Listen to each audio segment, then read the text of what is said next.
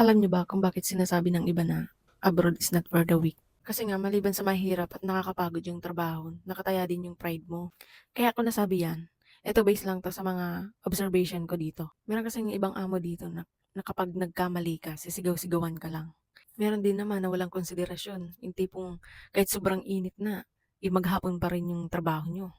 Take note, iba ang init dito sa Japan. Paulit-ulit kong sinasabi kasi kahit mga Japanese alam yan. Kaya nga kapag summer talagang half day lang yung pasok namin kasi hindi mo talaga kakayanin yung init lalo na kapag nasa loob ka ng house. Dagdag mo pa yung homesick, tapos yung hindi ka basta-basta makakapag-absent.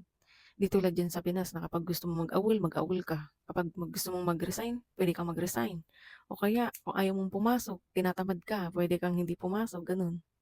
Iba talaga kapag nasa ibang bansa ka. Malaki yung adjustment na gagawin mo.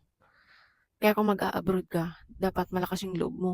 Swertihan lang din talaga kapag nag-a-abroad ka. Kaya pasalamat na lang din talaga ako kasi mabait yung amo ko.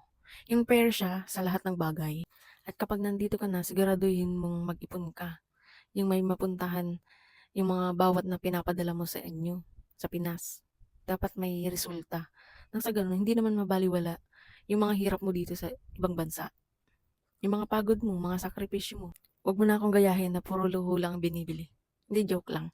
Pero seryoso, galingan mo maghawak ng pera at siguraduhin mo na mapagkakatiwalaan mo yung tao na pinapadalhan mo ng pera sa Pinas. Yun lang.